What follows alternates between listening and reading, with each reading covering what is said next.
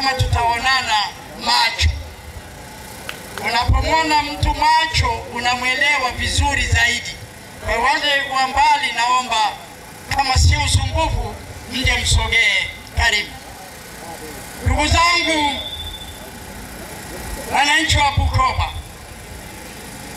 ndugu zangu makamu mwenyekiti, katibu mkuu wa chama na msafara wote mlioambatana nao, kwa heshima naomba nisimame hapa niaseme machache yaliyonileta toka Dar es Salaam mpaka Bukoba.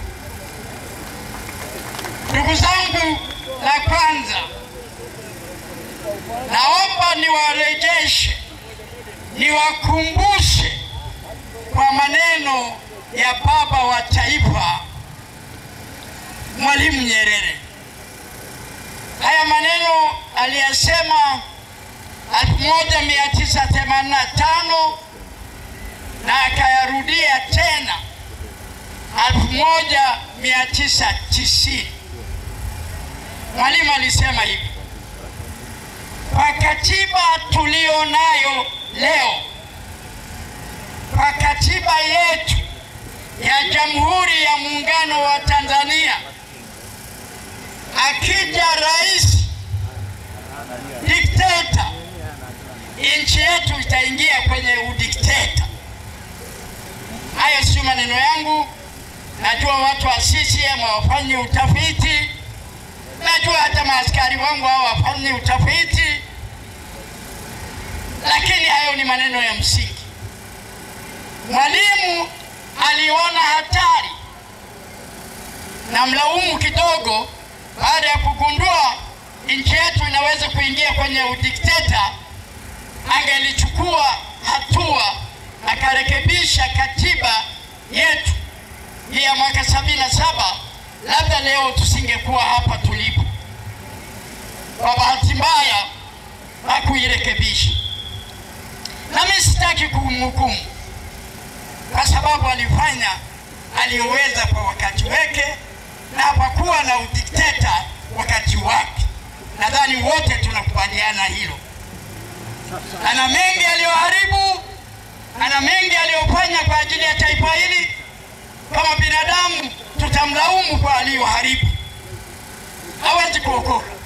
Mojawapo kwa nini alituacha na katiba mbovu, tena katiba iliyoandaliwa na watu wa CCM peke yao.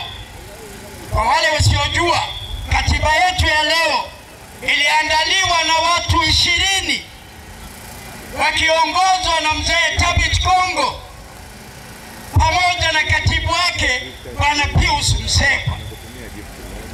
Leo wametutumbukiza kwenye janga kubwa. Sasa nataka kusemaje? Nataka kusema kutokana na katiba yetu bubu, mnajua Samia ameingiaje kwenye urais. Kutokana na katiba hiyo tumempata rais ambaye na yeye baada ya kuingia tu akasema, haya ni maneno yake si yangu, akasema mtapiga kelele lakini mimi ni chura kiziwi. Sijui wangapi mnajua hayo. Rais wa nchi anasema kwamba pigeni kelele mnavyotaka, hawezi kuwasikiliza kwa sababu yeye ni chura kiziwi. Sijui kama mnaelewa ninachotaka kuongea. Rais wa nchi anapofika mahali akajifanya chura kiziwi, manake taifa lake linaenda kaburini, na Tanzania sasa iko njiani kwenda kaburini. Dalili ni zipi? Watu wanapotea mchana kweupe. Mzee Kibao alishushwa kwenye basi lenye watu zaidi ya 60. Kesho yake asubuhi anakutwa kwenye taka la Ununio ameuawa. Rais mmemsikia akiongea? Mlimsikia? Vijana wetu wengi kina soka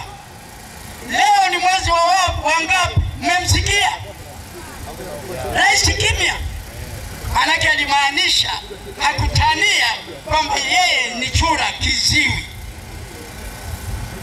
Watu wameendelea kupotea mpaka sasa. Kwa bahati mbaya tulifikiri anaangalia na kuwapoteza wa Chadema tu. Nimeambiwa hapa jirani zenu Musoma amepotea mjumbe wa halmashauri kuu ya CCM, yaani mjumbe anayeingia kwenye kikao cha kumchagua rais, naye amepotea. Leo ni kama mwezi wa 4 pia. Hajulikani alipo. Rais kimya. Chura. Na chura kiziwi. Ndugu zangu, aliyotamka Mwalimu Nyerere sasa yanatimia. Aliyotamka Mwalimu Nyerere yanatimia. Yanatimia vipi? Kila kitu. Watu wanaumia kwa mambo mengi, hata ya watu kufa, hata ya watu kupotea. Biashara zenu zinakufa. Wafanya biashara wanaumizwa, wakulima wameumia. Mewahi kumsikia rais akiwaambia mali za nchi zinakabidhiwa kwa watu wa nje. Kiongozi mwenye akili hata kidogo sana, sentimita ya akili, anawaleta wawekezaji, anawaunganisha na wananchi ili wao wakipata faida, mwananchi naye apate faida. Chini ya CCM ipo kitu hicho? Ipo. Anajua kama ipo anyoshe mkono. Kama ninamuonea aseme. Vanila ni zao lenye bei kubwa sana Bukoba. Leo mnanufaika na vanila. Mimi nilipokuwa balozi nilisaidia hata kuleta wawekezaji kwa ajili ya vanila. Lakini sijaona kama walipata nafasi ya kusafirisha. Rais kimya. Sasa kila kitu wanasema mama. Shule ni ya mama. Barabara zinajengwa ni za mama. Choo za shule zinajengwa ni za mama. Kila kitu ni mama. Wala haelewi madhara anayesababishia nchi hii. Watoto wetu wanaosikia kwamba shule imejengwa na mama, hospitali imejengwa na mama, miaka 10 ijayo, sina hakika watoto hao wakikua kama wataenda kulipa kodi. Wanaharibu akili za watoto wetu. Jambo la hatari sana katika nchi. Mimi niweke sasa kwa nini nimeanza na hiyo. Nimeanza na hiyo kwa sababu madhara ya mama hayaishii kwenye hayo, yameishia kwenye demokrasia. Nianze karibu 2024 kulikuwa na uchaguzi. Mliowapigia kura au mliotaka kuwapigia kura mliwachagua? Wangapi wanasema hatukuwachagua? Hebu wanyoshe mkono. Asante. Kwa nini hamkuwachagua?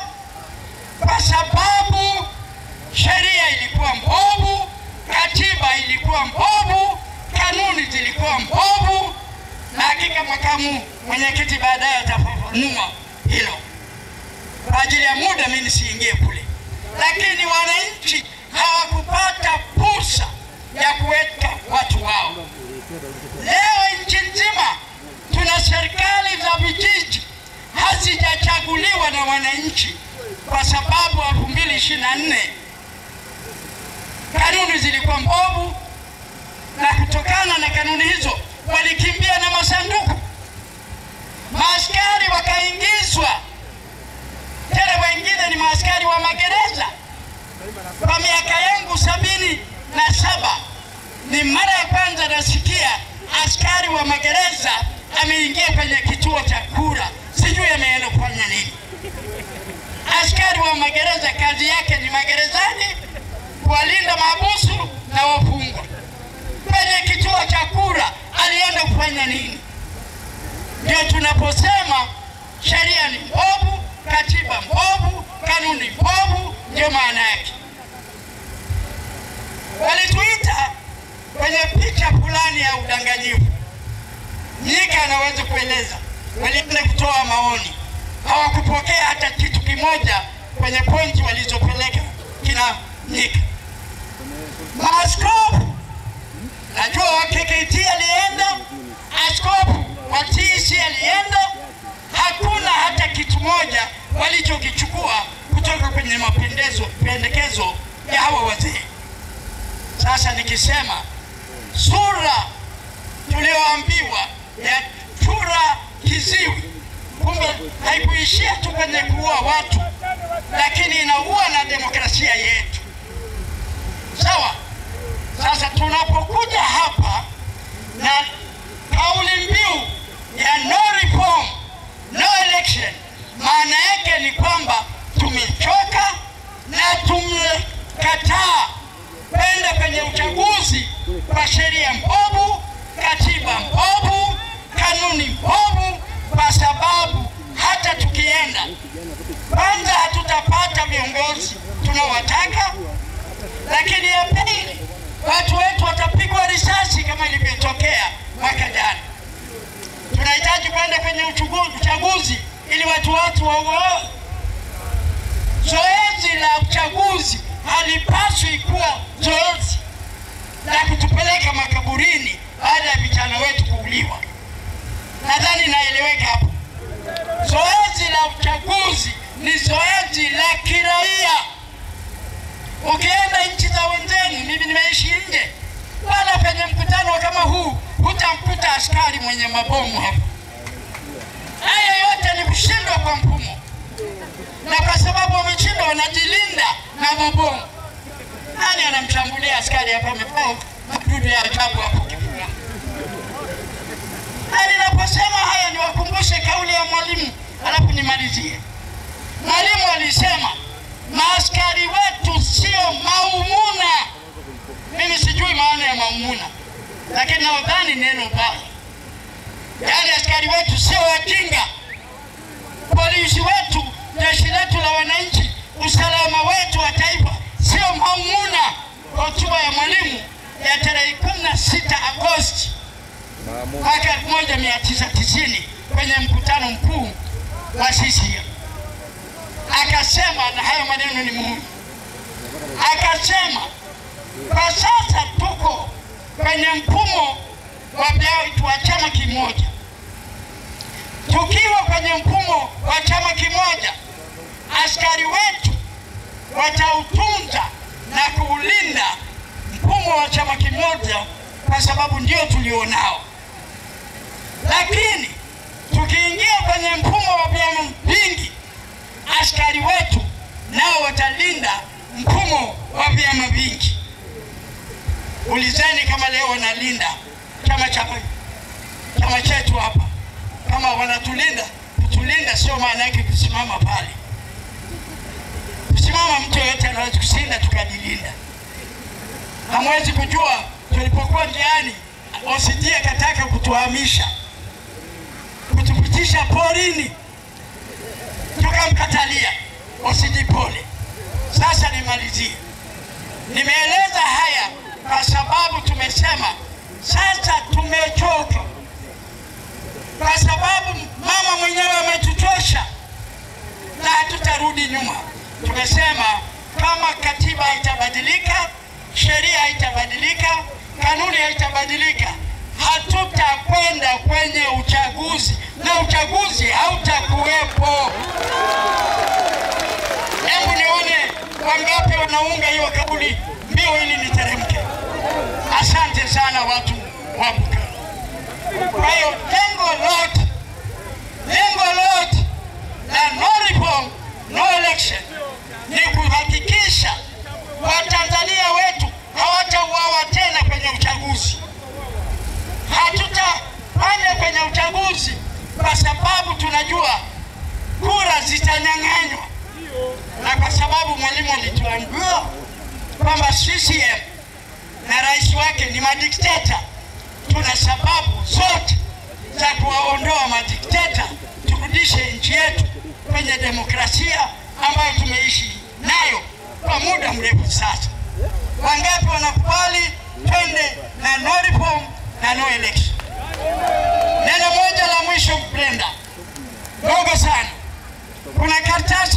zinazunguka zinaitwa petition, yani madai yetu kwa serikali. Naomba kila mmoja ajaze jina lake na yale yanayotakiwa kwenye fomu. Hiyo fomu tunahitaji kwa nchi nzima saini milioni 15. Hiyo ndawa ya Samia. Samia akiamua kwamba yeye ni kiziwi, tutampiga sindano, masikio yasikii, maumivu ya sindano atayapata. Tukishapeleka Umoja wa Mataifa kwa katibu mkuu, tukapeleka kwenye balozi zote za nje, tukapeleka kwenye serikali za nje, Samia hata kuwa na uhuru, atapaswa kukubali. Tukae chini, turekebishe katiba, turekebishe kanuni, turekebishe yale yote yatakafanya uchaguzi uwe wa huru. Peoples! Asanteni sana, Mungu awabariki.